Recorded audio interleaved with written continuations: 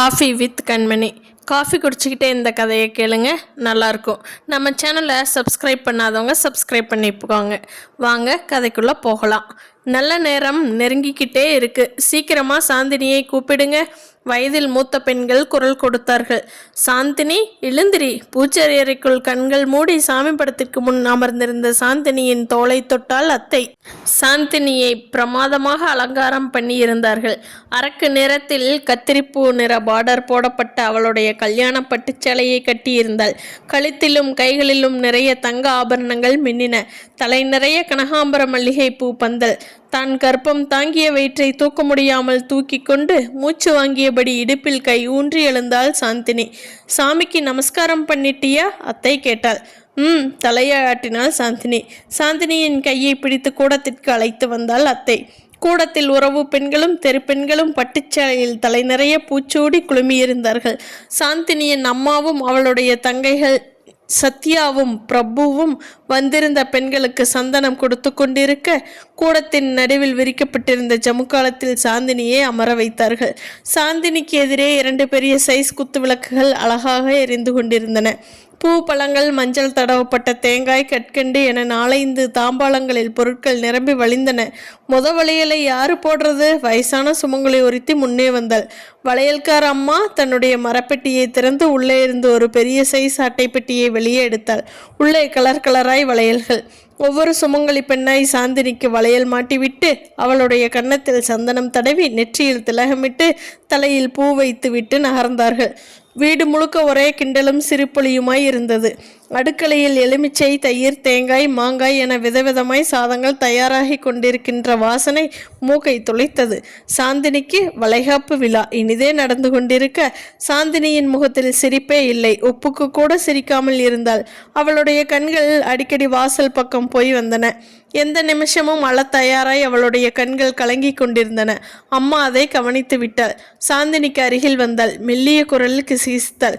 D, உம்முனு மூஞ்சியை வச்சுக்காத, கொஞ்சம் சிரிடி. எல்லோரும் வந்திருக்காங்கல்ல? எல்லோரும் வந்திருக்காங்க, ஆனால் அவர் இன்னும் வரலையேம்மா. சாந்தினியின் குரல் உடைந்திருந்தது. புலம்பாதே, இப்போ வந்துடுவார். அம்மா நகர்ந்தாள். சாந்தினியின் முகத்தை பரிதாபமாக வைத்து கொண்டு அத்தையை பார்த்தாள். அத்தை, என்ன சாந்தினி, என்ன இன்னும் உங்கள் பிள்ளையை காணோம்? வந்துடுவான். நேற்று நீங்களும் மாமாவும் கிளம்பி வந்தப்ப என்ன சொன்னாரு? நாளைக்கு காலையில் டான் அங்கே வந்துடுவேன்னு சொன்னான். மறந்துருப்பாரா? மறக்கக்கூடிய விஷயமா இது? ஒரு வேளை லீவு கிடைக்கலையோ என்னமோ. நல்ல ஆஃபீஸ், நல்ல வேலை, ஒரு நாள் கிழமைக்கு கூட லீவு கொடுக்க மாட்டேங்கிறாங்க. அத்தை சப்தமாய் முனகினாள். சாந்தினி எழுந்திரிச்சு பெரியவங்களுக்கெல்லாம் நமஸ்காரம் பண்ணிக்கமா, வளையல்கார அம்மா சொன்னாள். சாந்தினி எழுந்தாள். அத்தை, மாமா, அம்மா, அப்பா, பிற வயசான பெண்கள் அனைவருக்கும் நமஸ்காரம் பண்ணி கொண்டாள். மூச்சு வாங்கியது. எல்லோரும் இருந்து சாப்பிட்டுத்தான் போகணும். அப்போ எல்லோரிடமும் சப்தமாய் சொல்லி கொண்டிருந்தார். சாந்தினியின் மனசு அந்த சந்தோஷத்தில் கலந்து கொள்ள முடியாமல் தத்தளித்து கொண்டிருந்தது. அவருக்கு என்ன ஆயிற்று? ஏன் வரவில்லையா? லீவு கிடைக்கவில்லையா? மறந்து விட்டாரோ? மனைவியின் வளகாப்பை விட வேலை முக்கியமாய் போய்விட்டதோ? வந்து சேரட்டும், பார்த்து கொள்கிறேன். ஒரு பிடி பிடிக்க வேண்டும், இல்லாவிட்டால் சரிப்பட்டு வராது மனதில் நினைத்து கொண்டாள் சாந்தினி. அப்போது எதிர் வீட்டு மாமா வேக வேகமாய் உள்ளே வந்தார். சாந்தினியின் அப்பாவிடம் சொன்னார். உங்களுக்கு ஃபோன் வந்திருக்கு, லைனில் இருக்க சொல்லியிருக்கேன், ஓடி வாங்க. பேசுறது யாராம்? அம்மா கேட்டாள். உங்கள் மருமகனோட ஃப்ரெண்டாம், ஏதோ முக்கியமான விஷயமாம். என்னன்னு சொல்லுங்கன்னு கேட்டேன். அவரை கூப்பிடுங்க, அவர்கிட்டே தான் சொல்லணும்னு பிடிவாதமாக சொல்கிறார். அதான் ஓடி வந்தேன். அவர் சொல்லவில்லை. சாந்தினியின் மனதில் இனம் புரியாத ஒரு பயம் நிரம்பி வழிந்தது. உடல் முழுக்க குப்பென வியர்க்க ஆரம்பித்தது. முதல் அத்தியாயம். அப்பா உள்ளறைக்குள் இருந்து குரல் கொடுத்தார். கண்ணாடி முன்பு நின்று நெற்றியில் இருந்த ஸ்டிக்கர் பொட்டை சரி செய்து கொண்டிருந்த நந்தினி அவர் கூப்பிட்ட குரலுக்கு இதோ வரேன்பா என்றபடியே மறுபடியும் கண்ணாடியில் தன் தோற்றத்தை அப்படியும் இப்படியும் திரும்பி பார்த்தாள். நந்தினிக்கு 20 வயசு. மாநிறம்தான் என்றாலும் லட்சணமான முகம். அந்த துருதுருவென்ற கண்களும் வளைந்த புருவமும் தனி அழகு. வட்ட முகம், நீண்ட கழுத்து. எந்த சேலை கட்டினாலும் அழகாக தெரிவாள். கருகருவென்ற கூந்தலை எப்போதும் புசு புசுவென்று ஒரு ரப்பர் பாண்டுக்குள் சிறை வைத்திருப்பாள். ஜிமிக்கிகள் ஊஞ்சலாடும் காதுகளின் ஓரம். நெற்றி பரப்பில் சுருளான முடிக்கற்றைகள் கோலமிடும். அதை அடிக்கடி விரல்களால் ஒதுக்கிக் கொள்வாள். அதுதான் அவளுடைய மேனரிசம். கருப்பில் மஞ்சள் பூக்கள் கொத்து கொத்தாய் பூத்திருந்த சேலையும் மேட்சாய் கருப்பு நிற பிளவுஸும் அவளுடைய உடம்புக்கு கூடுதல் அழகை தந்தது. நந்தினி கண்ணாடியில் மூஞ்சியை பார்த்தது அழகு பார்த்தது போதும். அப்போ அவளிருந்து கூப்பிடுறார் அப்பா. போய் என்னன்னு கேட்டியாடி? ரொம்ப அலட்சியம் உனக்கு. கத்தியபடி அடுக்கலைக்குள் இருந்து கரண்டியும் கையுமாய் அம்மாவே அவளை தேடி வந்து விட்டாள். காலையிலேயே என்னை திட்டலைன்னா மத்தியானம் சாப்பிட்டு முடிச்சதும் உனக்கு தூக்கமே வராது. திட்டு திட்டு, நல்லா திட்டு. சீ கழுதை, கொஞ்சாதே. போய் அப்பா கிட்ட என்னன்னு கேளு. அம்மா செல்லம்மாய் கோபித்துக்கொள்ள சின்னதாய் சிரித்தபடி அப்பா இருந்த அறைக்குள் ஓடினாள் நந்தினி. அப்பா சிவம் ஈசி சேரில் சாய்ந்திருந்தாள். கையில் அன்றைய நாளிதழ் இருந்தது. மூக்கு கண்ணாடியை சரி செய்து கொண்டு நாளிதழில் அன்றைய பரபரப்பான செய்திகளை மும்புறமாய் ஆழ்ந்திருந்தவர் நந்தினியை கண்டதும் நாளிதழை எதிரே இருந்த டீப்பாய் மீது போட்டுவிட்டு நிமிர்ந்தார். வா நந்தினி, சொல்லுங்கப்பா. வேலை கிளம்பிட்டு இருக்கியா? ஆமாம்ப்பா. இன்னைக்கு சாயங்காலம் எப்பவும் போல் 5 மணிக்கு வராமல் 4 மணிக்கே பர்மிஷன் கேட்டுட்டு வந்துருமா? ஏன்பா? காரணமாத்தான். அதற்கு மேல் அப்பா பதில் பேசவில்லை. மறுபடியும் நாளிதழை கையில் எடுத்து செய்திகளில் பார்வையை பதித்தார். நந்தினி மௌனமாய் நின்றாள். அப்பாவின் குணமே அப்படித்தான், முன்கோபக்காரர். அவர் என்ன முடிவெடுக்கிறாரோ அதுதான் அந்த வீட்டில் சட்டம். அவருடைய வார்த்தையை மதிக்காவிட்டாலோ அதன்படி நடக்காவிட்டாலோ அவர் எரிமலையாகி விடுவார். அம்மாவிடம் நன்றாக வாயடிப்பாள் நந்தினி. எதிர்த்து பேசுவாள், சண்டை போடுவாள். ஆனால் அப்பாவிடம் அது முடியாது. பொட்டி பாம்பாய் அடங்கி விடுவாள். அப்பாவிடம் அவ்வளவு பயம், மரியாதை. கண்களில் சிவப்பாய் மூக்கு விடைக்க அப்பா ஒரு பார்வை பார்த்தால் நந்தினி நடுங்குவாள். நந்தினி மட்டுமல்ல, அவள் அண்ணன் சிவனும் அப்படித்தான். அவருடைய தொல்லைக்கு பயந்தே வீட்டில் தாங்காமல் தான் அசிஸ்டன்ட் மேனேஜராய் வேலை பார்க்கும் பேங்க் உள்ள தஞ்சாவூரிலேயே ஒரு லாட்ஜில் ரூம் எடுத்து தங்கிவிட்டான். முதல் தேதி சம்பளம் வாங்கியதும் தன்னுடைய செலவு போக மீதியை அப்பாவிடம் தந்துவிட்டு போவதற்கு வருவான். மறுநாளே ஓடிவிடுவான். அப்பா மிடில் ஸ்கூலில் தலைமை ஆசிரியாய் வேலை பார்த்தவர். ஒழுங்கும் கட்டுப்பாடும் அவருக்கு மூச்சு மாதிரி. ஒழுக்கம் தவறி நடக்கும் மாணவர்களை பள்ளியை விட்டு உடனே நீக்கிவிடுவார். அதன் பிறகு யாருடைய சிபாரிசும் செல்லாது. திறமைசாலி, நன்றாக பாடம் போதிப்பார். அதே சமயம் தான் பிடித்த முயலுக்கு 3 கால் குணம் கொண்டவர். முன்கோபம் ஜாஸ்தி. 6 மாதத்துக்கு முன்பு தான் ரிட்டையர்ட் ஆனார். சாயங்கால நேரத்தில் லைப்ரரி போவார். மற்ற நேரத்தில் வீட்டுக்குள்ளேயே தான் இருப்பார். வீட்டில் டிவி இருக்கிறது, ஆனால் டிவி பார்க்கக்கூடாது. டேப் ரிகார்டர் இருக்கிறது. நந்தினிக்கு சிவா வாங்கி வந்த கேசட்டுகள் ஏகப்பட்டவை உள்ளன. நல்ல சினிமா பாடலை ஆசையாக கேட்க முடியாது, திட்டுவார். அல்லது டேப் ரிகார்டரை நிறுத்தி விடுவார். அல்லது கிருபானந்த வாரியாரின் சொற்பொழிவு கேசட்டையோ சாலமன் பாப்பையாவின் பட்டிமன்ற கேசட்டையோ டேப்பில் போட்டுவிட்டு மெய்மறந்து கேட்டுக்கொண்டிருப்பார். அவருக்கு அது பிடிக்கலாம். ஆனால் நந்தினி மாதிரி ஒரு வயசு பெண்ணுக்கு பிடிக்குமா? அப்பாவின் தொல்லையிலிருந்து விடுபடவே நந்தினி வேலைக்கு போக ஆரம்பித்தாள். அவள் படித்த கம்ப்யூட்டர் சயின்ஸ் கோர்ஸ்க்கு ஏற்ற இன்ஸ்ட்ரக்டர் வேலை. உள்ளூர் கம்ப்யூட்டர் சென்டரில் தானாக போய் அப்ளிகேஷன் கொடுத்தாள். இன்டர்வியூக்கு கூப்பிட்டார்கள். அப்பாவிடம் எப்படியோ கெஞ்சி கூத்தாடி இன்டர்வியூக்கு போனாள். அவள் யோகம், அவளுக்கு அந்த வேலை கிடைத்து விட்டது. மாதம் 1500 ரூபாய் சம்பளம். பொழுது நன்றாக போகிறது. ஆட்டோவில் போய்விட்டு ஆட்டோவிலேயே திரும்பி விடலாம். வீட்டில் ஜெயில் மாதிரி அப்பாவிடம் கைது மாதிரி அடைந்து கிடப்பதை விட இது சந்தோஷமாக சுதந்திரமாக இருந்தது. சரி சரி, போய் தொலை. அப்பா அரைமனதோடு அவள் வேலைக்கு போக சம்மதித்திருந்தார். இந்த 6 மாதமாக எந்த பிரச்சனையும் இல்லை. ஆனால் இன்று அப்பா எதற்காக தன்னை முன்கூட்டியே வீட்டிற்கு வர சொல்கிறார்? அதை நினைத்து நினைத்து குழம்பினாள் நந்தினி. அம்மாவிடம் கேட்டு பார்க்கலாமா? அம்மாவிற்கு நிச்சயமாய் தெரிந்திருக்கும். ஒருவேளை அதற்காக இருக்குமோ? அந்த நினைப்பே கசந்தது நந்தினிக்கு. அடுக்கலைக்குள் நுழைந்து அம்மாவிடம் மெல்ல பேச்சு கொடுத்தாள். அம்மா, எதுக்காக அப்பா இன்னைக்கு என்னை முன்கூட்டியே வர சொல்றாரு? என்னை கேட்டா அப்பா கிட்டே கேட்க வேண்டியதானே? ப்ளீஸ் என் கண்ணில் சொல்லுமா, இல்லாட்டி தலையே வெடிச்சிடும். அம்மாவின் தோள்களை பற்றி உழுக்கினாள். இன்னைக்கு உன்னை பொண்ணு பார்க்க வர்றாங்கன்னு நினைக்கிறேன் என்றால் சிரித்தபடியே அம்மா. வாயில் பிட்டு போட்ட இட்லி தொண்டைக்குள் இறங்க மறுத்தது நந்தினிக்கு. என்னை பெண் பார்க்க வருகிறார்களா? இதயம் முழுக்க பாறாங்கல்லை தூக்கி வைத்தாற் போல கணக்க தொடங்கியது நந்தினிக்கு. 2வது அத்தியாயம். இருந்து தலைதெறிக்க ஓடி வந்தார் அப்பா. என்னங்க ஆச்சு? அவர் ஓடி வந்த வேகத்தை பார்த்ததும் பதறிப்போனாள் அம்மா. அத்தை, மாமா, சாந்தினியின் தங்கைகள் சத்யா, பிரபு எல்லோரும் கூடத்தை விட்டு திண்ணைக்கு ஓடி வந்து விட்டார்கள். அவரோட ஃப்ரெண்டு ஃபோனில் என்னப்பா சொன்னார்? சாந்தினி தான் கேட்டாள். நாம் மோசம் போயிட்டோம் சாந்தினி, மாப்பிள்ளை நம்ம விட்டுட்டு போயிட்டாருமா. தலையில் அடித்து கொண்டு கதறத் தொடங்கினார். நீங்கள் என்னப்பா சொல்கிறீங்க? குடல் நடுங்க அப்பாவை ஏறிட்டாள் சாந்தினி. அப்பாவால் பேச முடியவில்லை. உடம்பு வெடவெடவென நடுங்கியது. துண்டால் வாயை பொத்திக்கொண்டு திண்ணைக்கட்டில் இருந்த தூணில் சாய்ந்து கேவத் தொடங்கினார். அண்ணா அண்ணா விவரத்தை சொல்லுங்க. அத்தை ஓடி வந்து அப்பாவின் தோலை பற்றி குலுக்கினாள். சாந்தினியோட வளைகாப்புக்காக ஆஃபீஸில் லீவு சொல்லிட்டு தன்னோட ஃப்ரெண்டையும் கூப்பிட்டுக்கிட்டு பைக்கில் வந்துட்டு இருந்திருக்காரு மாப்பிள்ளை. அப்போது எதிரில் எமனாட்டம் வந்துட்டு இருந்த ஒரு பாலா போன லோடு லாரி பைக்கு மேலே வேகமாக மோதி அப்பாவால் பேச முடியவில்லை. திணறினார், வியர்த்து வழிந்தார். அந்த இடத்துலையே நம்ம மாப்பிள்ளை செத்து போயிட்டாராம். கொஞ்சம் காயத்தோட உயிர் பொழைச்சிக்கிட்டு அவர் கூட வந்த அந்த ஃப்ரெண்டு தான் எனக்கு இப்போ ஃபோனில் விஷயத்தை சொன்னார். அவர் சொல்லி முடிக்கவில்லை. அத்தை, மாமா, அம்மா அனைவரும் ஓவென்று கதறி அழ ஆரம்பித்தார்கள். சாந்தினிக்கு அதெல்லாம் ஒரு கெட்ட கனவு போல தோன்றியது. அப்படியே தலை மீது இடிந்து விழுந்தது போல் நின்றாள். உடம்பு மட்டும் அவளையும் அறியாமல் நடுங்கியது. இது கனவில்லை, நிஜம்தான் என்பது போல் உறவினர்களின் ஓலம், தங்கைகளின் அலறல் எல்லாம் அவளை ஆவேசப்படுத்தியது. அப்பா, நான் நம்ப மாட்டேன், இது பொய், எல்லோரும் பொய் சொல்கிறீங்க. அவருக்கு ஒன்றும் ஆகியிருக்காது. அவர் என்னை விட்டுட்டு போக மாட்டாரு, போகவே மாட்டாரு. தலை மீது மடேர் என அடித்து கொண்டு அருந்த தோரணமாய் கீழே தடால் என சரிந்தாள் சாந்தினி. அத்தனை நேரம் அந்த வீட்டில் ஆக்கிரமிப்பு செய்திருந்த சாந்தினியின் வளைகாப்பு விழா சந்தோஷம் நொடியில் காணாமல் போயிருந்தது. உற்சாகம் கொப்பளித்த அத்தனை பேருடைய முகத்திலும் துக்கமும் வேதனையும் படர்ந்தன. சாந்தினியைப் போல அம்மா, அத்தை பல்கட்டி போய் மயங்கிச் சரிந்தார்கள். அழுது புரண்டு கொண்டிருந்த அப்பாவை பெருசுகள் சமாதானப்படுத்தி கொண்டிருக்க மாமாதான் முதலில் தன் அழுகையை நிறுத்தினார். மனசை கல்லாக்கி கொண்டு சொன்னார், நடந்தது நடந்து போச்சு. யார் பண்ணின பாவமோ இப்படி என் புள்ள சுருளி தலையில இடியா விழுந்துடுச்சு.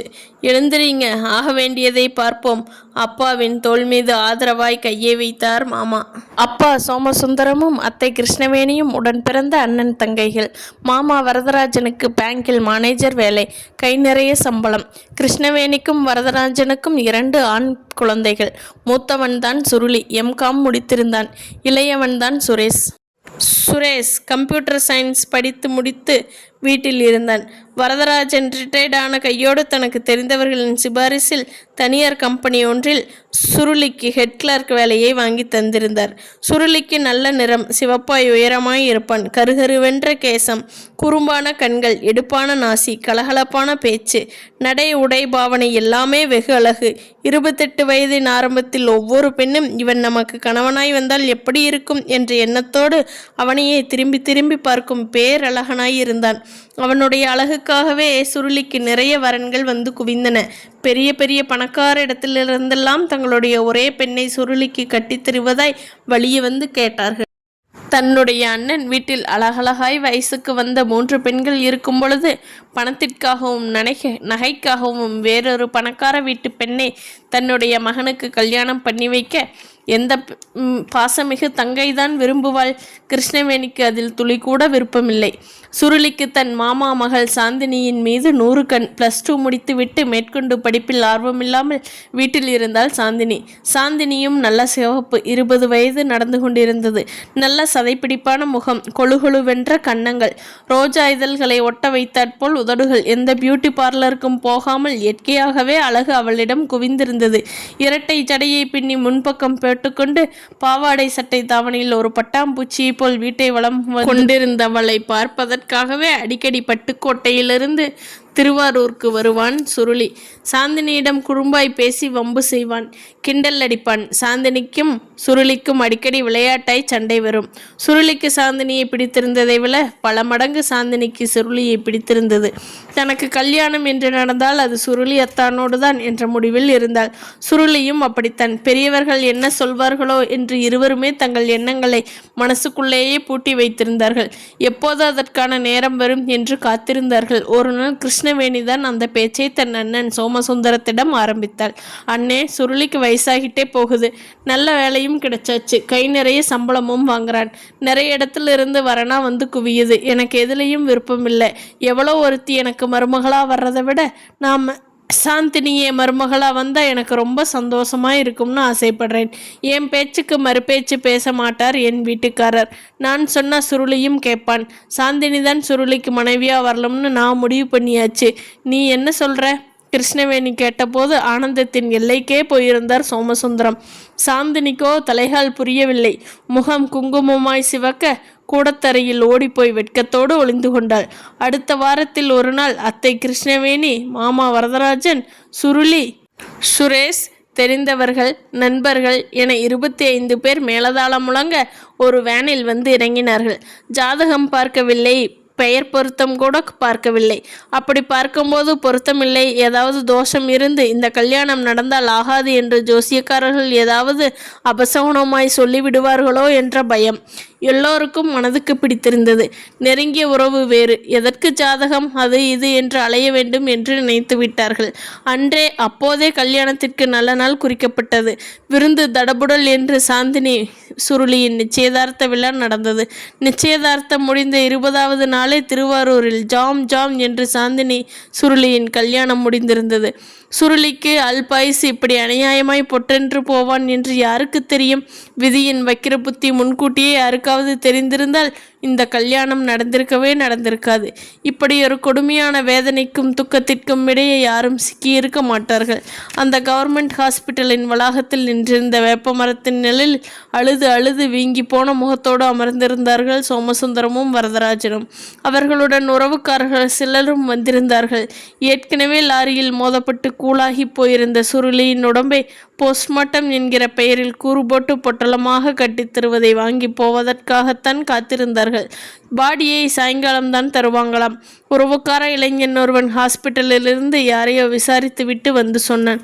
வரதராஜன் சோமசுந்தரத்தை பார்த்தார். ஐயோ, இந்த கன்றாவியை வேதாரண்யத்தில் இருக்கிற சுரேஷ்கிட்ட எப்படி என் வாயால் சொல்ல போறேன்னு தெரியலையே.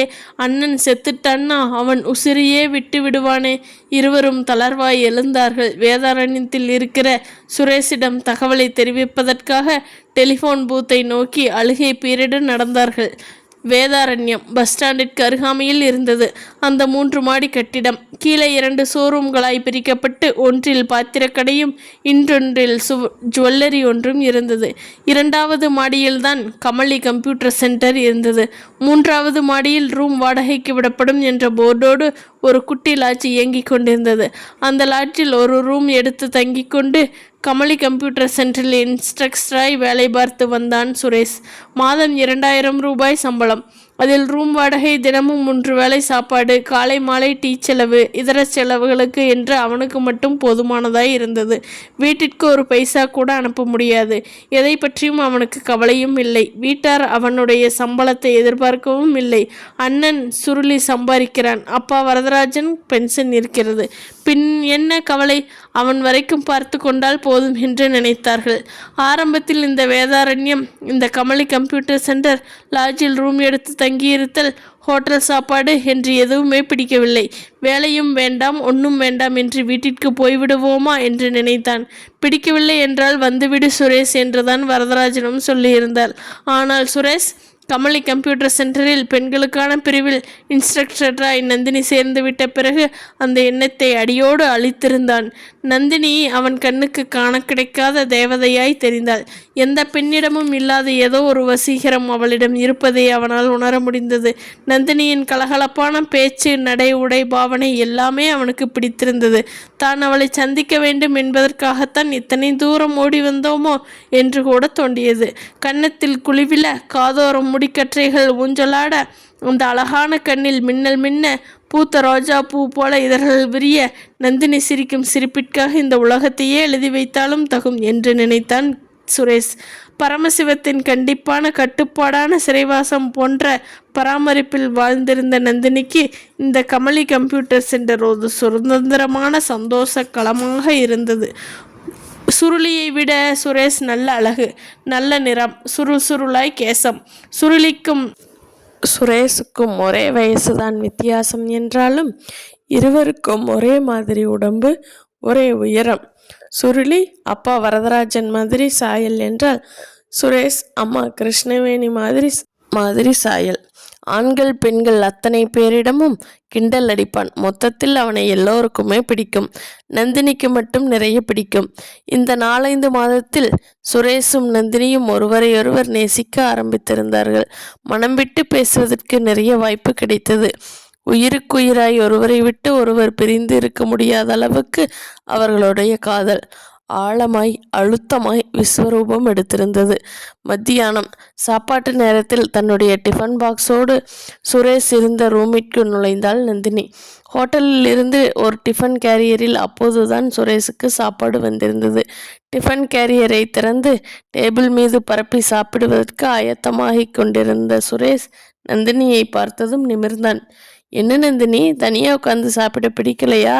சரி சரி, வா, சேர்ந்தே உட்காந்து சாப்பிடலாம். இன்னைக்கு உன் வீட்டு தயிர் சாதத்தை நானும், என்னோட வழக்கமான ஹோட்டல் சாப்பாட்டை நீயும் சாப்பிட போகிறோம். என்ன, ரெடியா? சுரேஷ் சிரித்தான். நந்தினி பதிலே பேசவில்லை. தன்னுடைய டிஃபன் பாக்ஸை எடுத்து அவனுடைய சாப்பாடு இருந்த டேபிள் மீது வைத்துவிட்டு எதிரே இருந்த நாட்காலியில் அமர்ந்து கொண்டாள். கை கழுவி விட்டு வா, எனக்கு பசிக்குது. சுரேஷ் பரபரத்தான். எனக்கு பசிக்கவில்லை சுரேஷ், மெல்லிய குரலில் சொன்னாள் நந்தினி. அப்போதுதான் நந்தினியின் முகத்தை உற்று பார்த்தான் சுரேஷ். நந்தினியின் முகத்தில் வழக்கமான புன்னகை காணாமல் போயிருந்தது. கண்கள் அழுவதற்கு தயாராய் கலங்கி கொண்டிருந்தன. முகம் தெளிவின்றி குழப்பமாய் கருத்து காணப்பட்டாள். ஏய், என்னாச்சு? ஏன் நந்தினி என்னவோ போல் இருக்க? காலையிலேருந்து நான் ரொம்ப பிஸியாக இருந்தேனா, அதான் உன்னை கவனிக்க முடியலை, பேச முடியலை. அதனால் கோச்சுக்கிட்டியா நந்தினி? Very sorry. அதெல்லாம் இல்லை சுரேஷ், பின்ன மனசு சரியில்லை, அதான் ஏன்னு கேட்டேன். நான் பேசாமல் வீட்டிலேயே அடைஞ்சு கிடந்திருக்கலாம். ஏண்டா இந்த கம்ப்யூட்டர் சென்டருக்கு வேலைக்கு வந்தோம்னு இருக்கு. இங்கே வேலைக்கு வந்ததாலே உங்களை பார்த்தேன். பார்த்ததுமே மனசை பறிகொடுத்தேன். பழகினேன். நீங்களும் என்னை பார்த்தீங்க, மனசை பறிகொடுத்தீங்க, பழக ஆரம்பிச்சிங்க. நான் மட்டும் இங்கே வேலைக்கு வராமல் இருந்திருந்தா நம்ம 2 பேரும் ஒருத்தரை ஒருத்தர் சந்திச்சிருக்கவே மாட்டோம்ல. நீங்கள் யாரோ நான் யாரோன்னு இருந்திருக்கிறாம்ல. படபடவென பேசினாள். அவள் ஏன் அப்படி பேசுகிறாள்? எதுவும் புரியவில்லை சுரேஷுக்கு. குழப்பமாய் புரியாமல் பார்த்தான். என்னாச்சு? எதுக்கு இப்படியெல்லாம் பேசுகிற? என்னை இன்னைக்கு பொண்ணு பார்க்க வர்றாங்களாம் சுரேஷ். அப்பா சீக்கிரமே வந்துடுன்னு சொல்லியிருக்கார். நந்தினியின் குரலில் அழுகை பீறிட்டது. அதுக்கா இந்த ஆர்ப்பாட்டம்? என்னை ஏற்கனவே சுரேஷ்னு ஒருத்தன் பொண்ணு பார்த்துட்டான். அவனுக்கு என்னை பிடிச்சு போயிடுச்சு, எனக்கும் அவனை பிடிச்சு போயிடுச்சு. நான் அவனைத்தான் கல்யாணம் பண்ணிக்க போகிறேன். என்னை பொண்ணு பார்க்க வர்றவங்களே திருப்பி அனுப்பிடுங்கப்பா. என்னால் சீக்கிரமாலாம் வர முடியாது. நான் கட்டிக்க போகிற சுரேஷ்கிட்ட பேசிட்டு சிரிச்சிட்டு கொஞ்சிட்டு எப்போவும் வர நேரத்துக்கு தான் வர முடியும்ப்பான்னு சொல்லியிருக்க வேண்டியது தானே. அதை விட்டுட்டு இப்போ என்கிட்ட வந்து புலம்புறையே. கண்களை சிமிட்டி கன்னத்தில் குழிவில்ல சிரித்தான் சுரேஷ். சுரேஷ் சிரிக்கிறதுக்கு இது நேரமில்லை. ஏதாவது ஒரு யோசனை சொல்லுங்க. என்னை இன்னைக்கு பொண்ணு பார்க்க வர்றவங்களை பற்றி அப்பா ஏற்கனவே ஒரு 50 பேர்கிட்டையாவது நல்லா விசாரிச்சிருப்பார். மனசுக்கு பிடிச்சு போயிருக்கிறதால தான் என்னை பொண்ணு பார்க்க வர்றதுக்கே சம்மதிச்சிருப்பார். என்னை பொண்ணு பார்க்க வரப்போகிற மாப்பிள்ளைக்கு அவரை சேர்ந்த கூட்டத்துக்கு என்னை பிடிச்சு போயிட்டுதுன்னு வச்சுக்குங்க, உடனே கல்யாணத்துக்கு சம்மதிச்சிடுவார் எங்கப்பா. எனக்கு என்ன பண்ணுறதுன்னு ஒன்றுமே புரியலை சுரேஷ். நான் தப்பு பண்ணிட்டேன்னு நினைக்கிறேன். அவள் குரலில் அழுகை பீறிட்டது. என்ன தப்பு? உங்களை விரும்புகிறதை சொல்கிறேன். உங்களை பார்க்காம பேசாமல் பழகாமல் மனசார விரும்பாமல் இருந்திருந்தா இன்றைக்கி நான் பாட்டுக்கு நிம்மதியாக சந்தோஷமாக எந்த பயமும் இல்லாமல் தவிப்பும் இல்லாமல் எங்கள் அப்பா பார்க்குற மாப்பிள்ளைக்கே கழுத்தை நீட்ட சம்மதம் சொல்லிடுவேன். ஆனால் இப்போ முடியுமா அது? மனசுக்குள்ளே உங்களை வச்சுக்கிட்டு கனவுல கூட இன்னொருத்தனுக்கு என்னால் கழுத்தை நீட்ட முடியாது. உங்களையும் நான் இழக்கக்கூடாது, மறக்க முடியாது. அதே சமயம் எங்கள் அப்பாவும் கோபப்படாமல் ஆத்திரத்தில் எக்குத்தப்பா எதுவும் பண்ணாமல் மனசு நோகாமல் சந்தோஷமாக நம்ம 2 பேரையும் ஏற்றுக்கணும், சேர்த்து வைக்கணும். இதெல்லாம் நடக்குமா? இதை பற்றியெல்லாம் கொஞ்சம் கூட யோசிக்காமல் பின் விளைவுகளை பற்றி நினைக்காம உங்களை உயிருக்குயிராக விரும்ப ஆரம்பித்தேனே, இது தப்போன்னு இப்போத்தான் தோணுது சுரேஷ். சீச்சி, அழாத. என்னை அழாமல் வேற என்ன செய்ய சொல்கிறீங்க? என்னை பொண்ணு பார்க்க வர்றவன் முன்னால் சீவி சிங்காரிச்சிட்டு சிரிச்சிட்டு போய் நிற்க சொல்கிறீங்களா? வெடித்தாள். ப்ளீஸ் நந்தினி, ஆத்திரப்படாதே. எதையும் பொறுமையாக கையாளணும், அப்பத்தான் வெற்றி கிடைக்கும். இன்னைக்கு உன்னை பொண்ணு பார்க்க வர்ற கூட்டத்தை எப்படியாவது சமாளித்து இந்த கல்யாணம் நடக்காமல் செஞ்சுடு. இந்த தடவை சமாளிச்சிடுறேன்னு வையுங்க, அடுத்த தடவை என்ன பண்ணுறது? அதுக்குள்ளே நானே வந்து உங்கள் அப்பா கிட்ட நம்ம விஷயத்தை ஓப்பன் பண்ணுறேன். வேணா எங்கள் அம்மா அப்பா அண்ணன் அண்ணியோட வந்து முறையாக உங்கள் வீட்டில் பொண்ணு கேட்குறேன். உங்கள் அப்பா ஒப்புக்கிட்டாருன்னா சந்தோஷம், இல்லாட்டி நாமளே ஒரு முடிவு எடுத்துடுவோம். சுரேஷ் தெளிவாய் நிதானமாய் பேசினான். உங்கள் வீட்டில் நம்ம காதலுக்கு எதிர்ப்பு தெரிவிக்க மாட்டாங்களா சுரேஷ்? எங்கள் அம்மா அப்பா அண்ணன் அண்ணி எல்லோருமே ரொம்ப நல்லவங்க. என் மேலே பிரியம் அதிகம். நான் ஆசைப்பட்டுட்டேன்னா அதுக்கு மறுப்பே சொல்ல மாட்டாங்க. அப்படியே மறுப்பு சொன்னாலும் கூட பிரச்சனை இல்லை, நான் சமாளிச்சிடுவேன். நீ இப்போ மனசை போட்டு குழப்பிக்காம எப்பவும் போல இரு நந்தினி, நான் இருக்கிறேன். அவளுடைய கண்ணீரை துடைத்து விட்டான். அப்போது கீழே கடையில் வேலை பார்க்கும் பையன் வேக வேகமாய் ஓடி வந்தான். அண்ணே, உங்களுக்கு ஃபோனாம், முதலாளி கூட்டி அற சொன்னார், சொல்லிவிட்டு போய்விட்டான். ஒரு நிமிஷம் நந்தினி, ஃபோனில் யாருன்னு பார்த்துட்டு வந்துடுறேன். கடை முதலாளியிடம் சிநேகமாய் சிரித்துவிட்டு ரிசீவரை கையில் வாங்கினான். ஹலோ, டே சுரேஷ், அப்பா பேசுகிறேன்டா. நம்ம மோசம் போயிட்டோம்ப்பா. மறுமுனையில் வரதராஜன் உடைந்த குரலில் அழத் தொடங்கினார். என்னப்பா ஆச்சு? சுருளி நம்மை விட்டுட்டு போயிட்டான்பா. அவர் சொல்லி முடிக்க சுரேஷுக்கு இதய துடிப்பே நின்றுவிடும் போல இருந்தது. விசாலம், அவங்கெல்லாம் வந்துட போகிறாங்க. டிஃபன் ரெடி ஆயிடுச்சா இல்லையா? சமையல் அறைக்கு ஓடி வந்தார் பரமசிவம். இதோ ரெடி ஆகிட்டே இருக்குங்க. நெய்யின் மனம் நாசியை தாக்கியது.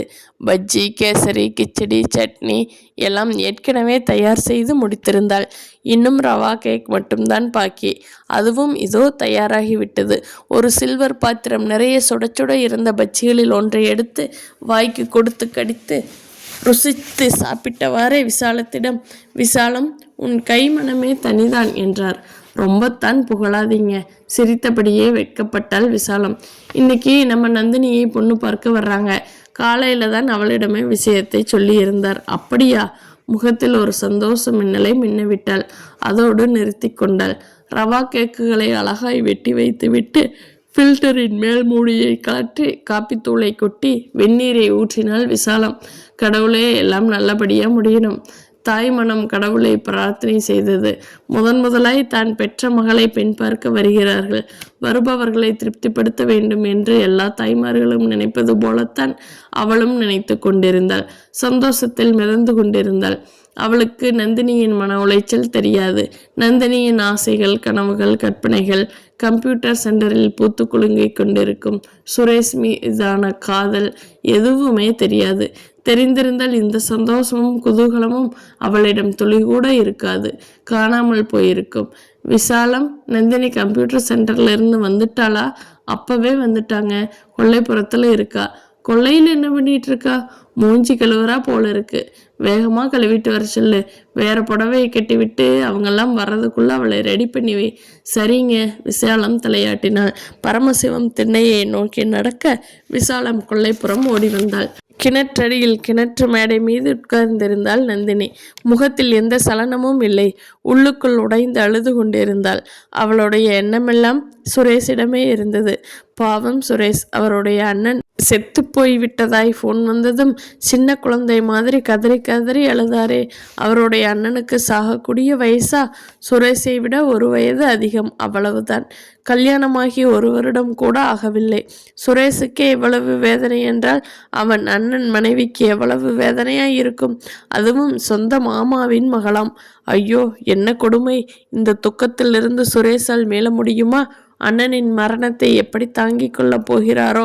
சுரேஷின் கண்ணீரை துடைத்துவிட்டு பஸ் ஸ்டாண்டு வரை கூடவே போய் பஸ்ஸில் அவன் ஏறி அமர்ந்த பிறகும் கூட அவளும் உள்ளே ஏறி போய் அவனுக்கு பக்கத்தில் பஸ் புறப்படும் வரை அமர்ந்திருந்து தேம்பி தேம்பி அழுது கொண்டிருந்த அவனுக்கு ஆறுதல் சொல்லித்தான் அனுப்பியிருந்தாள். சுரேஷ் கதறி கதறி அழுததை பார்க்க இதயத்தில் கத்தியால் கீறிவிட்டதை போல நந்தினிக்கு வழி எடுத்தது. சுருளியை அவள் ஒரு தடவை கூட நேரில் பார்த்தது இல்லை. ஆனால் சுரேஷ் அவனை பற்றி நிறைய சொல்லியிருக்கிறான். நந்தினி, என்னடி பண்ணிட்டு இருக்க? விசாலத்தின் குரல் நந்தினியின் சிந்தனையை கலைத்தது. திரும்பினாள். மூஞ்சி கழுவிட்டே இல்லை? பின்ன எதுக்கு ஆம்பளை பயல் மாதிரி காலை தொங்க போட்டுக்கிட்டு கிணத்து மேடையிலேயே உட்கார்ந்து கிடக்க? எழுந்து உள்ளே வாடி. அவங்கெல்லாம் வந்துட போறாங்க. மசமசன்னு நிற்கிறேன்னு தெரிஞ்சா உங்க அப்பா என்னை கொத்தி பிடுங்கிடுவார். நந்தினியின் முகத்தை கவனிக்காமலே பேசினாள். கவனித்திருந்தால் பதறி போயிருப்பாள். என்னடி ஆச்சு? துளைத்தெடுத்திருப்பாள். நந்தினி எழுந்து பலியாடு மாதிரி உள்ளே வந்தாள். பீரோவை திறந்து விசாலம் எடுத்து தந்த அந்த மயில் கழுத்து நிற பட்டுச்சாலையை கட்டி கொண்டாள். ஏற்கனவே நந்தினி கொள்ளை அழகு. அந்த மயில் கழுத்து நிறப்பட்டு சேலையை கட்டி கொண்டதும் இன்னும் கூடுதல் அழகாய் தெரிந்தாள். தலையை தளர பின்னி கொஞ்சம் வைத்து விட்டார். தலை நிறைய மல்லிப்பூ கனகாம்பரப்பூ பந்தலை சுற்றிவிட்டாள். அவளுக்காக பண்ணி வைத்திருந்த நகைகள் அத்தனையும் எடுத்து கொடுத்து அணிந்து கொள்ள செய்தாள். நெற்றி சுட்டி வரைக்கும் தங்கத்திலேயே வாங்கி தந்திருந்தார் பரமசிவம். இந்தா இதையும் வச்சுக்க. நெற்றி சுட்டியை எடுத்து நீட்டினாள் விசாலம். வேணாம், இது என்ன வேணாம்? ஒரு பெண்ணுக்கு அழகே நெத்தி சுட்டி தான். பீரோவில் பூட்டி வச்சு அழகு பார்க்கவா வாங்கியிருக்கு? அவங்கெல்லாம் போகிற வரைக்கும் வச்சிருந்துட்டு எடுத்துகிட்டு போகிற. பிகு பண்ணாமல் வச்சுக்கடி, விசாலம் திட்டினாள். நந்தினி மறுக்க மறுக்க சிவப்பு கல் பள்ளியிட்ட அந்த நெற்றி சுட்டியை அழகாய் நெற்றியில் வைத்து விட்டாள் விசாலம். போய் கண்ணாடியில் பாரு, என் பொண்ணு எவ்வளவு அழகான்னு எங்கன்னே பட்டிடம் போல இருக்குடி. விசாலம் விழிகளை விரித்து பெருமூச்சு விட்டாள். அதே நேரம் அவர்கள் வீட்டு வாசலில் அந்த கார் வந்து நிற்க நந்தினியை பெண் பார்க்க வந்த மாப்பிள்ளை வீட்டார் ஒவ்வொருவராய் கீழே இறங்கினார்கள். ஏய், அவங்க தான் வந்துட்டாங்க போல இருக்கு. விசாலம் காதோரம் குனிந்து கிசுகிசுத்தாள். சேலை முந்தானையை இழுத்து போர்த்தி கொண்டு கூடத்தை நோக்கி ஓடினாள். என்ன மாப்பிள்ளை வீட்டாருக்கு பிடித்துவிடப் போகிறது? அப்பா இந்த கல்யாணத்துக்கு பச்சை கொடி காட்டிவிடப் போகிறார். நான் என்ன செய்ய போகிறேன்? இந்த கல்யாணத்தை எப்படி நிறுத்தப் போகிறேன்? பயம் மலையலையா எழ அழகு மிளிரும் சிலையாக நின்றாள் நந்தினி. கவர்மெண்ட் ஹாஸ்பிட்டலிலிருந்து சுருளியின் உடம்பை வீட்டிற்கு கொண்டு வந்து அரை மணி நேரம் ஆகியிருந்தது. சாந்தினியின் வளைகாப்பிற்காக போடப்பட்டிருந்த பந்தலின் கீழே மரக்கட்டில் போடப்பட்டு சுருளியின் உடம்பு கிடத்தப்பட்டிருந்தது. வெள்ளை துணியால் சுற்றப்பட்ட ஒரு பொட்டலம் மாதிரி அடையாளம் தெரியாத அளவுக்கு ஒரு குலைந்து கிடந்தான் சுருளி. மரணம் என்பது பூமியில் பிறந்த அனைவருக்கும் நிச்சயமாய் உண்டுதான். ஆனால் இப்படி வாழ வேண்டிய வயதில் மரமாய் கிளையாய் பரவி இலைகளாய் செழித்து பூவாய் சிரித்து பிஞ்சாய் அரும்பி காயாய் குலுங்கி கனியாய் இனிக்க இனிக்க வாழ வேண்டிய வயதில் வேரோடு வெட்டி வீழ்த்தப்பட்டு உயிரற்று கிடந்ததால் யாரால் தான் அந்த துக்கத்தை தாங்க இயலும்? சுருளிக்காக விட்ட கண்ணீரை விட, சுருளியின் மரணத்திற்காக கதறிய கதறலை விட, சுருளியின் நெருப்பிற்காக அழுத அழுகையை விட, அவனுடைய தலைமாட்டில் தலைவிரி கோலமாய் அழுவதற்கு கூட நிதானமின்றி விக்கித்து போய் எல்லாவற்றையும் வெறிக்க வெறிக்க பார்த்தபடி அமர்ந்திருந்த சாந்தினிக்கு கதறிய கதறல்தான், சிந்திய கண்ணீர் தான், அழுத அழுகைதான் அதிகம். எல்லோருடைய கண்களும் பரிதாபத்திற்குரிய ஒரு காட்சி பொருளாய் தெரிந்தாள் சாந்தினி. எல்லோரும் சுரேஷுக்காக எதிர்பார்த்து காத்திருந்தார்கள். 4 மணி சுமாருக்கு சுரேஷும் வந்து சேர்ந்திருந்தான். அழுது அழுது முகம் வீங்கி கண்கள் உடம்பு மொத்தமும் குலுங்க அத்தனை பேரும் அதிர்ந்து திரும்பும்படி, அண்ணே, எங்களையெல்லாம் விட்டுட்டு போக எப்படின்னே உனக்கு மனசு வந்துச்சு? நீளமாய் குரல் கொடுத்து கதறி அழுது பூமாலை குவியலுக்குள் இருந்த சுருளியின் உடம்பு மீது விழுந்து புரண்டான். அடுத்த அரை மணி நேரத்தில் சுருளியின் உடம்பு மயானத்திற்கு புறப்பட்டது. காப்பி குவளைகள் நிறைந்த ட்ரேயை கையில் வைத்து கொண்டு நந்தினியை ஒரு அலங்கார பதுமை போல் கூடத்திற்கு கூட்டி வந்தாள் விசாலம். எல்லோரும் உன் கையாலேயே காப்பி குடுமா, பரமசிவம் சப்தமாய் சொன்னார். கூடத்தை ஒட்டியிருந்த ஒரு தூணோரம் விசாலம் நின்று கொள்ள நந்தினி தயக்கமாய் நடுக்கமாய் ஒவ்வொருவருக்குமாய் ட்ரேயில் இருந்த காப்பி குவளைகளை எடுத்து நீட்டினாள். முதலில் திலகம், அடுத்து பசுபதி, தரகர் சுந்தரம், கடைசியாய் மணமகன் பாஸ்கரிடம் வந்தாள். விரல்கள் நடுங்கியது. எப்படியோ ஒரு வழியாய் காப்பி குவளையை அவள் கையில் கொடுத்து விட்டாள். அப்படியே அடிக்கண்ணால் அவனுடைய தோற்றத்தை அளவெடுத்திருந்தாள். படியாத கிராப் தலை, சதுர முகம், வற்றலான கன்னங்கள், நீளமான மூக்கு, கீழே எம்வடிவ மீசை, உயரம் கூட கொஞ்சம் குறைச்சல்தான். நிறமும் அட்டை கருப்பு. நந்தினிக்கு அழுகை பீறிட்டது. பொங்கி வந்த அழுகையை அடக்கி கொண்டு விறுவிறுவென்று விசாலத்திடம் ஓடி வந்து அவள் பின்னால் மறைந்து கொண்டாள். பொண்ணுக்கு ரொம்ப பயந்த சுபாவம் போலிருக்கு. ஹி ஹி, இங்கே வாமா மகாலட்சுமி, எல்லோருக்கும் நமஸ்காரம் பண்ணிக்கம்மா, எச்சில் தெரிக்க தரகர் சுந்தரம் சொன்னார். அவ பேரு மகாலட்சுமி இல்லைங்க, நந்தினி, அவசரமாய் குறுக்கே சொன்னாள் விசாலம்.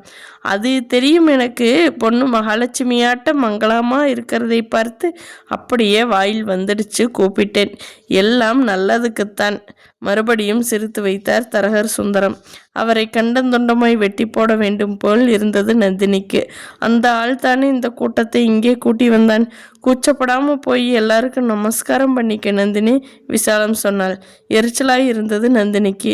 வேண்டா வெறுப்பாய் எல்லோர் கால்களிலும் விழுந்து நமஸ்காரம் பண்ணி கொண்டாள்.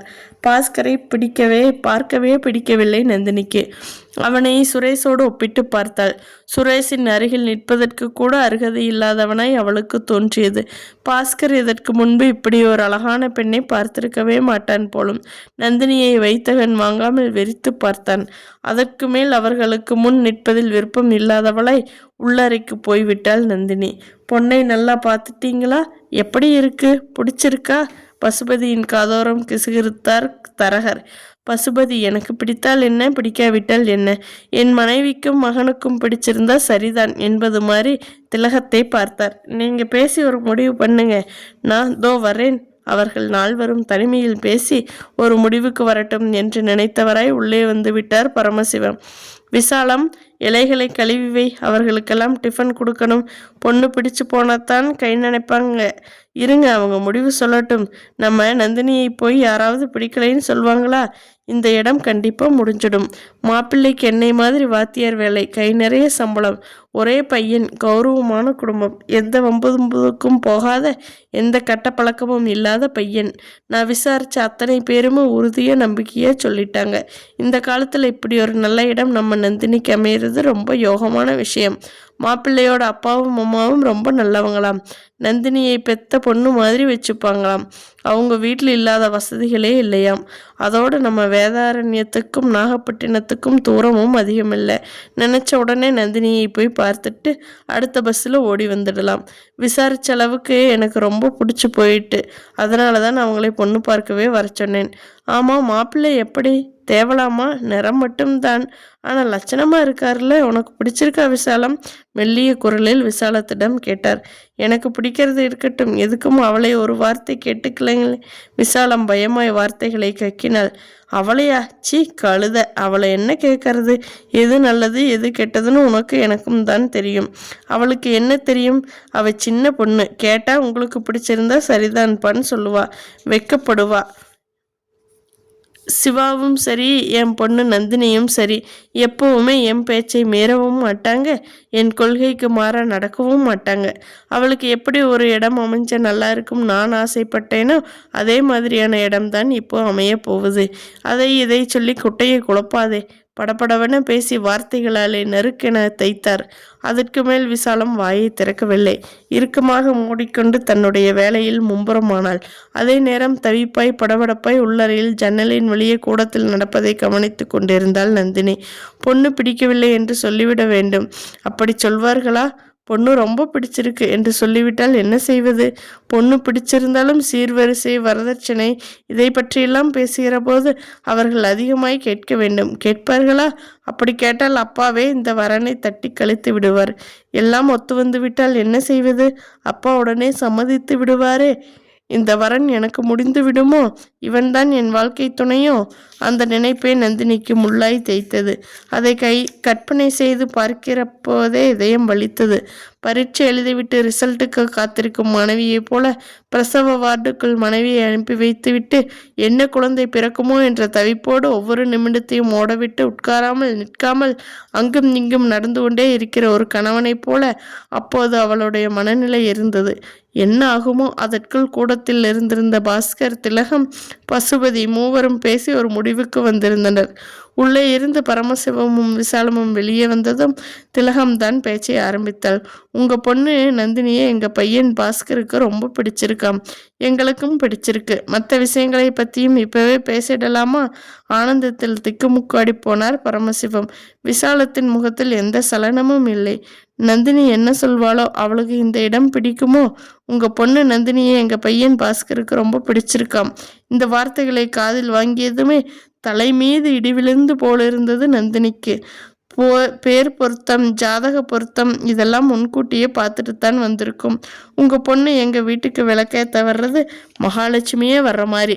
அப்புறம் என்ன, 2 வீட்டுக்காரங்களும் மனப்பூர்வமான சம்மதங்கிறப்போ முகூர்த்தத்தை தள்ளி போடாம சட்டு புட்டுன்னு கல்யாணத்தை முடிச்சிடலாமா? நான் சொல்லலை, மாப்பிள்ளை தம்பி தான் என் காதுல சொல்றார். அவருக்கு அவ்வளவு அவசரம். தரகர் சுந்தரம் உற்சாக குரல் கொடுத்தார். பாஸ்கர் வெட்கத்தோடு தலையை தொங்க போட்டுக்கொள்ள பாக்கு, வெற்றிலை, வாழைப்பழம், பூ, தேங்காய் இத்தனையும் இருந்த தாம்பாளத்தை இரு வீட்டாரும் அப்போதே மாற்றிக்கொண்டார்கள். உள்ளறைக்குள் இருந்த நந்தினிக்கு உயரமாய் மலை மீதிருந்து பாதாளத்தில் விழுந்து விட்டதை போல் இருந்தது. இனி என்ன செய்ய போகிறேன்? நொறுங்கி உடைந்து உள்ளுக்குள் கதற ஆரம்பித்தாள் நந்தினி. வீட்டிற்குள்ளேயே அடைந்து கிடந்தான் சுரேஷ். தன் அண்ணன் சுருளியின் இழப்பை அவனால் அவ்வளவு சீக்கிரத்தில் ஜீரணிக்க இயலவில்லை. சதா அவனுடைய நினைவாகவே இருந்தது. சுருளி அண்ணனுக்கு சாகக்கூடிய வயசா? இல்லையே, விதி ஏன் இப்படி விளையாடி விட்டது? திண்ணையில் ஒரு மரக்கட்டில், அதில் ஒரு பாயை விரித்து கண்களை மூடிக்கொண்டு படுத்திருந்தான்.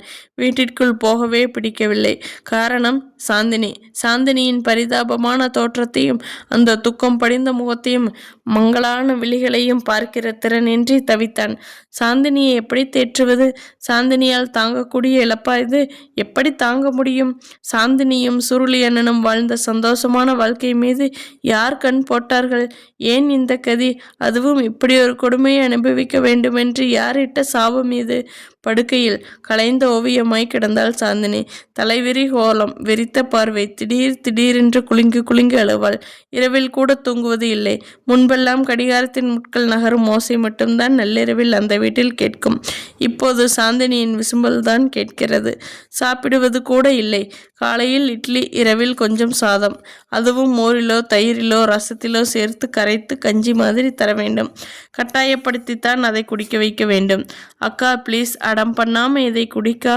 பாலில் பூஸ்டையோ ஹார்லிக்ஸையோ கரைத்து பிரபுவும் சத்யாவோடும் சாந்தினியிடம் நீட்டுவார்கள். வேணாம், எனக்கு வேணாம். உனக்கு குடிக்கலைனாலும் உன் வயிற்றுல வர்ற குழந்தைக்காகவாச்சும் குடிக்கா. இப்படி அழுது அடம் பண்ணி பிடிவாதம் பிடிச்சு பட்டினி இடந்தா வயிற்றில் இருக்கிற குழந்தை ஏதாவது ஆயிடும்க்கா. சுருளி அத்தானோட குழந்தை அது.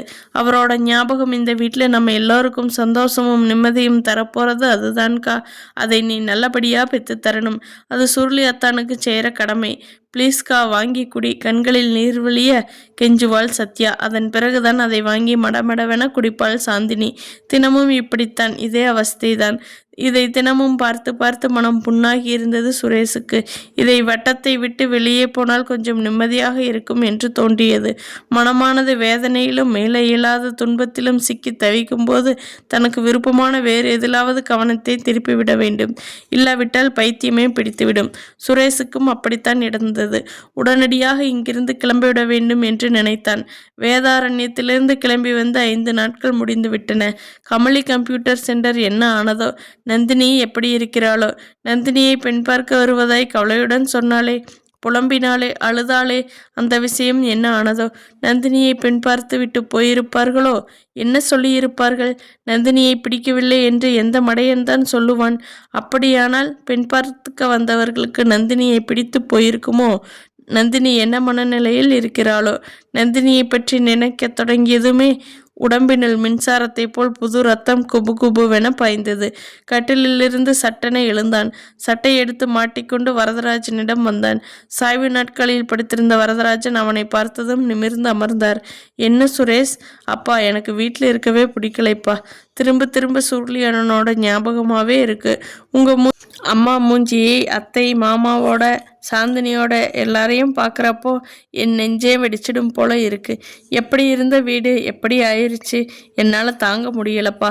பைத்தியமே பிடிச்சிடும். நான் கிளம்புறேன்ப்பா வேதாரண்யத்திற்கு. சுரேஷ் தழுதழுத்தான். சுரேஷ், உன்னோட வேதனை எனக்கு புரியுது. ஆனால் நீ இப்போதைக்கு எங்கேயும் வெளியில் போக முடியாது. நானே உங்ககிட்ட இதை பற்றி பேசலாம்னு நினச்சிருந்தேன். ஆனால் மறந்துட்டேன். நீ ஞாபகப்படுத்திட்ட. நீ இனிமே எப்பவும் எங்கள் கூடவே தான் இருக்கணும். நீ எங்கள் பக்கத்திலேயே இருந்தீன்னா உடைஞ்சு போயிருக்கிற எங்கள் மனுஷனுக்கு ஒரு சின்ன ஆறுதலாவது இருக்கும். ஒருத்தன் ஒரே அடியாக போயிட்டான். பார்க்க முடியாத உயரத்துக்கு போயிட்டான். நீயும் எதுக்கு எங்களை விட்டுட்டு போகணும்னு நினைக்கிற? வேணாம், அந்த வேலையே உனக்கு வேணாம், விட்டுடா, அழுகிற குரலில் சொன்னார் வரதராஜன். அது முடியாதுப்பா. ஏண்டா முடியாது? நம்ம சூழ்நிலையை காரணமாக வச்சு சொல்லாமல் கொள்ளாமல் வேலையை விட்டு நின்றுட்டேன்னா உங்கள் ஃப்ரெண்டு அதான்ப்பா கம்ப்யூட்டர் சென்டரோட முதலாளி, அவர் திணறி போயிடுவார். அது மரியாதையாகவும் இல்லை. நானே ஒரு பொருத்தமான ஆளை தேர்ந்தெடுத்து வேலையை அவர்கிட்ட ஒப்படைச்சிட்டு அதன் பிறகுதான்ப்பா வேலையை விட்டு நிற்கணும். இப்போ நான் போயிட்டு வந்துடுறேன்ப்பா, கிட்டத்தட்ட கெஞ்சினான். வேணாம் சுரேஷ், சுருளி செத்து இன்னும் 1 வாரம் கூட ஆகலை. துக்கம் விசாரிக்க வர்றவங்களுக்கு பதில் சொல்லக்கூட தெம்பு இல்லை என்கிட்ட. இந்த நிலையில் என்னை விட்டுட்டு நீ போய்த்தான் ஆகணுமா? ஒன்று செய், ஃபோன் பண்ணி 1 வாரம் 10 நாள் கழிச்சு வர்றேன்னு சொல்லிட்டு வந்துடு. பிறகு போய்க்கலாம். அவனுடைய கையை பற்றி கொண்டு அழத் தொடங்கி விட்டார். அதற்கு மேல் அவரிடம் எதுவும் பேசவில்லை சுரேஷ். அவர் ஏற்கனவே தூள் துளாய் உடைந்து நொறுங்கி போயிருக்கிறார். மனதிலும் பலம் இல்லை, உடம்பிலும் வலி இல்லை. அவருடைய வார்த்தையை எதிர்த்து பேசி அவர் மனதை காயப்படுத்துவது மகா தப்பு என்று தோன்றியது. இந்த நிலையில் அவரையும் மாமாவையும் வீட்டில் உள்ளவர்களையும் விட்டுவிட்டு வேதாரண்யத்துக்கு போவது முறையல்ல என்றும் பட்டது. என்ன, இன்னும் 1 வாரம் 10 நாள், அதன் பிறகுதான் போகிறோமே, அதற்குள் குடியா மூழ்கிவிடும். ஆனால் நந்தினி குடி மூழ்காது, காதல் மூழ்கிவிட்டால். நந்தினி கண்களுக்குள் வந்து பூவாய் சிரித்தாள். சுரேஷ், வாங்க வாங்க என்றாள். சுரேஷால் வீட்டில் இருக்க முடியவில்லை. வெளியே கிளம்பிவிட்டார். வரதராஜன் பின்னாலேயே ஓடி வந்தார். எங்கேடா கிளம்பிட்ட? கம்ப்யூட்டர் சென்டருக்கு ஒரு ஃபோன் பண்ணிட்டு வந்துடுறேன்ப்பா. சரி, போயிட்டு சீக்கிரம் வா. கடைத்தெருவிற்கு வந்து ஒரு எஸ்டிடி பூத்தில் நுழைந்து வேதாரண்யத்தில் வேலை பார்க்கும் கமலி கம்ப்யூட்டர் சென்டருக்கு கீழே இருக்கும் நகைக்கடைக்கு ஃபோன் பண்ணினான். உடனே லைன் கிடைத்து விட்டது. மறுமுனை நகைக்கடை முதலாளி தான் ரிசீவரை எடுத்தார். சார், நான் சுரேஷ் பேசுகிறேன். 1 நிமிஷம் கம்ப்யூட்டர் சென்டரில் இருக்கிற நந்தினியை கூப்பிட முடியுமா? தவிப்பாய் கேட்டான். சாரி சார், நந்தினி மேடத்தை கூப்பிட முடியாது. அவங்க வேலையை விட்டு நின்றுட்டாங்க. 2 நாளாகுது என்றார் மனுமுனையிலிருந்து நகைக்கடை முதலாளி. நந்தினி எதுக்காக வேலையை விட்டு நின்றுட்டாங்கன்னு தெரியுமா? அவனுடைய படபடப்பும் தவிப்பும் கூடியது. அவங்களுக்கு கல்யாணம் நிச்சயமாயிட்டாம். அவர் ரிசீவரின் வழியை சொல்லி முடிக்க ரிசீவரை கையிலிருந்து நழுவ விட்டான் சுரேஷ். உடம்பு குப்பென வியர்க்க தொடங்கியது. கல்யாணம் நிச்சயமான பிறகு நந்தினியால் வீட்டை விட்டு வெளியே நகர முடியவில்லை. கம்ப்யூட்டர் சென்டருக்கு கூட அவளை போக விடவில்லை பரமசிவம். அவரே போய் இனிமேல் நந்தினி வேலைக்கு வரமாட்டாள், அவளுக்கு கல்யாணம் நிச்சயமாயிற்று என்று சொல்லிவிட்டு வந்துவிட்டார். சிறகுகளையெல்லாம் வெட்டிவிட்டு ஜேசியக்காரனின் கூண்டுக்குள் அடைக்கப்பட்ட கிளியைப் போல பரிதவித்தாள் நந்தினி. கண்கள் 2ஐயும் கட்டிவிட்டு திக்குமுக்கு தெரியாத காட்டில் கொண்டு போய் விட்டதை போல் இருந்தது. சுரேஷ் இந்நேரம் ஊரிலிருந்து வந்திருப்பாரா? எதுவும் தெரியவில்லை. சுரேஷ் ஊரிலிருந்து கம்ப்யூட்டர் சென்டருக்கு வந்ததும் என்னைத்தான் முதலில் தேடுவார். நந்தினி எங்கே என்று கேட்பார். நந்தினியை வேலை விட்டு நின்னச்சு, கல்யாணம் நிச்சயமாயிருச்சாம் என்று சொல்வார்கள். ஏற்கனவே அண்ணனை பறிகொடுத்து விட்டு அந்த துக்கத்திலிருந்து மீண்டிருக்கவே மாட்டார். இடிமேல் இடி விழுந்தது மாதிரி இப்போது இந்த செய்தியை கேட்டால் எப்படி இருக்கும்? எனக்கு கல்யாணம் என்று கேள்விப்பட்டதுமே சுரேஷ் என்ன செய்வார்? அழுவாரா? என்ன நடந்தாலும் சரி துணிச்சலாய் என்னை தேடி வருவாரா? நான் உயிருக்குயிராய் நந்தினியை காதலிக்கிறேன், நந்தினியும் என்னை காதலிக்கிறா, எங்க 2 பேரையும் பிரிச்சிடாதீங்க என்று அப்பாவிடம் பேசுகிற தைரியம் இருக்கா அவருக்கு? எவ்வளவு துணிச்சலாய் தைரியமாய் அவராகவே வீடு தேடி வந்து அப்பாவிடம் பேசினாலும் கெஞ்சினாலும் அவர் மனம் மாறுவாரா? தன் வைராக்கியம் கொள்கை பிடிவாதத்திலிருந்து அப்பாவை விலக முடியுமா? நடக்கக்கூடிய காரியமா அது? அறைக்குள்ளேயே அடைந்து கிடந்தாள் நந்தினி. சாப்பிட பிடிக்கவில்லை, தூங்க பிடிக்கவில்லை, எதுவுமே பிடிக்கவில்லை. யாருக்கும் தெரியாமல் உள்ளுக்குள்ளேயே உடைந்து கதறி அழுது கொண்டிருந்தாள். கண்களுக்கு திரும்ப திரும்ப வந்து சிரித்து கொண்டிருந்தான் சுரேஷ். எங்கு திரும்பினாலும் சுரேஷின் முகம்தான் தெரிந்தது. சுரேஷ் சுரேஷ் என அவளுடைய உதடுகள் ஓயாது உச்சரித்து கொண்டே இருந்தன. காதல் இத்தனை வீரியமானதா? காதலுக்கு இத்தனை மகத்துவமா? இப்படியெல்லாம் அழ வேண்டும், துடிக்க வேண்டும், தவிக்க வேண்டும் என்று முன்கூட்டியே யோசிக்காமல் சுரேஷிடம் மனசை பறிகொடுத்தது தப்போ? சுரேஷை பார்க்காமலே இருந்திருக்கலாம். பார்த்திருந்தாலும் வெறும் பழக்கத்தோடு நிறுத்தி இருக்கலாம். இந்த அளவுக்கு உயிருக்குயிராய் காதலித்திருக்க கூடாதோ? காதலித்தால்தான் இத்தனை வேதனையா? நந்தினிக்கு ஒவ்வொரு வினாடியும் யுகம் போல் நகர்ந்தது.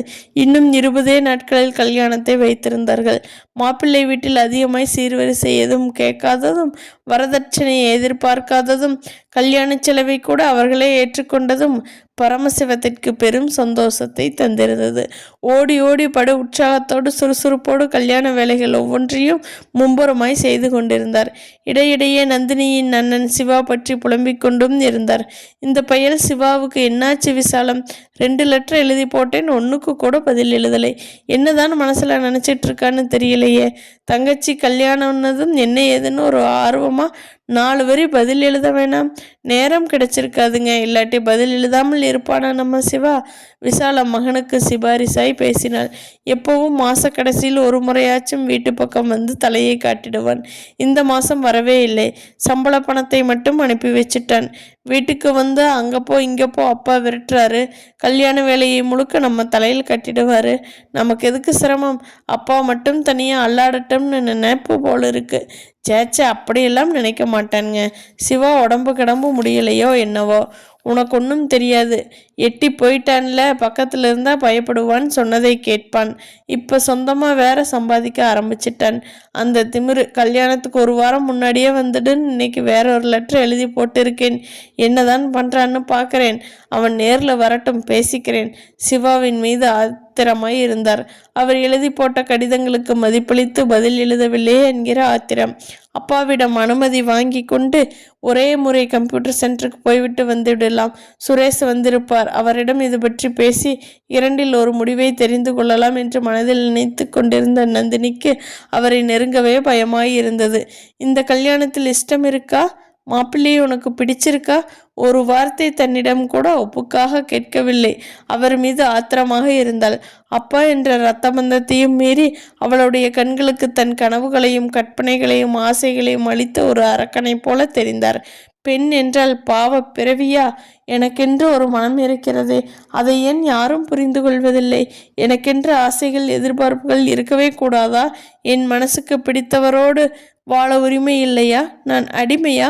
கோழையா? ஏன் பயப்படுகிறேன்? அப்பாவிடம் சொல்லிவிடலாமா? நான் சுரேஷ் என்பவரை உயிருக்குயிராய் காதலிக்கிறேன். இந்த கல்யாணத்தை நிறுத்தி விடுங்கள். சொல்லிவிடலாமா? முடியுமா? என்னால் பின்விளைவுகள் எப்படி இருக்கும்? நினைக்கவே உடம்பு நடுங்கியது. தன் இயலாமையை எண்ணி அழுகை பீரிட்டது. என்னமோ ஏதோ என்று அழுகிற சத்தம் கேட்டு பரமசிவம் அவளுடைய அறைக்கே வந்து விட்டார். நந்தினி, ஏன் என்னமோ போல் இருக்கே? இல்லையே, எப்பவும் போலத்தான் இருக்கேன். உடம்பு கிடம்பு முடியலையா? மூஞ்சியெல்லாம் வீங்கி போயிருக்கே. பச்சை தண்ணியில் குளிக்காம அம்மா கிட்ட சொல்லி கல்யாணம் வரைக்கும் தினமும் வெந்நீர் போட்டு தர சொல்லி குளி. சரிப்பா. அறையை விட்டு வெளியே நடந்தவர் மறுபடியும் அவள் பக்கம் திரும்பி, அடடே, மறந்தே போய்விட்டேன் பாரு. மாப்பிள்ளை வீட்டில் வர்ற வெள்ளிக்கிழமை நாள் நல்லா இருக்குன்னு உனக்கும் பட்டுப்புடவை எடுக்கிறதா திருபுவனத்துக்கு போக போகிறாங்களாம். பரிசத்துக்கும் தாலி கட்டுறதுக்கும் எந்தெந்த கலரில் பட்டுப்புடவை எடுக்கணும், உங்கள் பொண்ணுக்கு எந்த கலரு பிடிக்கும்னு கேட்டு சொல்லிடுங்கன்னு சொல்லி அனுப்பியிருக்காங்க. ஏம்மா நந்தினி, உனக்கு எந்த கலரில் பட்டுப்புடவை வேணும் சொன்னீன்னா அதே கலரில் பட்டுப்புடவை எடுக்க சொல்லிடலாம் என்றார். புடவைக்கு கொடுக்குற மதிப்பு எனக்கு வரப்போகிற புருஷன் விஷயத்தில் கொடுக்க தோணலையே உங்களுக்கு. அழுகையும் வேதனையும் சேர்ந்து ஒரு பெரிய பந்து மாதிரி தொண்டையை அடைத்தது. எதையும் வெளிக்காட்டி கொள்ளாமல் உங்களுக்கு எந்த கலரு பிடிக்குமோ அந்த கலர்லேயே எடுக்க சொல்லிடுங்கப்பா என்றாள். சரிம்மா. அவர் நகர்ந்த பிறகு படுக்கையில் விழுந்து குலுங்கி அழத் தொடங்கினாள். நந்தினியின் ஓமை அழுகை அதிகமாகிக் கொண்டே போனது. அடுத்த பகுதியில் சந்திப்போமா?